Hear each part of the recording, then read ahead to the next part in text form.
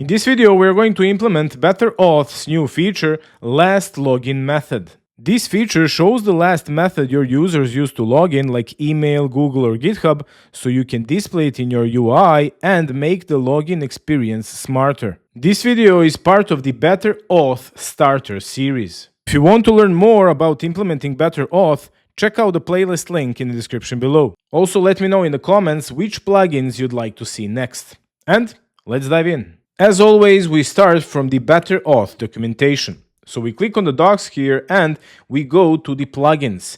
We just scroll down a little bit and we can see here this new badge and the last login method. And from here, we just go step by step and implement everything that is needed. So first thing we need to do is to add the last login method plugin inside of our auth.ts. So let's just copy this one and we are going to our auth file. So here we are just going to put in the last login method import, and inside of our plugins, let's see where they are. Here they are here. We are just going to put the last login method like this. Done. So first step, we finish this part here. Now we can go and add the same thing to the client plugin. So we are going to our auth client.ts, and here we're adding basically the same thing, last login method, but client version, and we are going to put it here just next to our organization client. This plugin is working automatically and it's saving our last login method to our cookies. And now with this plugin, we have a simple function that we can call to get our last used login method. So from here, it is really easy. We have here just two login methods. One is Google and the second one is email. So everything we need to do is just to check which was the last login method used and to put here a small badge and here also for our email provider. Let's do that quickly. So if we return to documentation here, we can see that we can just call the auth client get last used login method. And that's exactly what we need because all of our forms, sign in, sign up, everything is client side. So we can just call auth client. So let's go to the code. We are going to the login form right here, and we are just going to call on the beginning here of our rendering of our component, we're going to call the last method.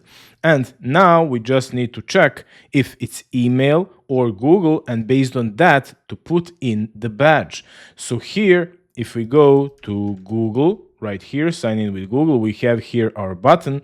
We can just put here a small span, or let's say a badge. We don't have a badge yet from ShedCN, so let's fix that. I'm going to ShedCN. We are searching for the badge, and here I'm just going to run the pnpm.dlx latest add badge.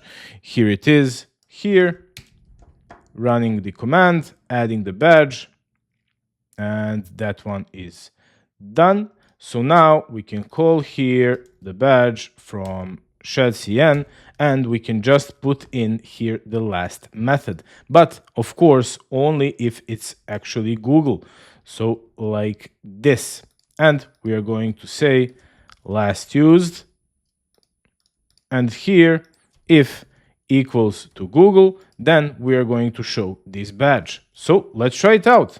We are going now back to our application right here, and I'm going to sign in with Google. Okay, now I just need to log into my account, and there it is. Awesome. And now when I log out and when I go to my login screen, there it is. We have the last used badge. It just doesn't look that good. We need to fix it up a little bit. So let's put in here absolute and write maybe 2, something like this. And we need to put relative on our button. Relative, nice. Okay, it's better, and we can put here text XS to make it a little bit smaller. Oh, it's already XS. Okay, let's put 9 pixels like this. And yeah, now it looks awesome. This is great. We just need to put the same thing here for our email. So let's copy this whole thingy. And here we have our label somewhere. There it is for our email. I'm just going to put in the div. We can just do justify between. So like this, flex item center, and just justify between. Okay. So that should look good when we have actually our email. So now I need to log in through my email. I hope I remember. So it's the orcdev@gmail.com. And I think this is the password. Let's try it out. Login, not now.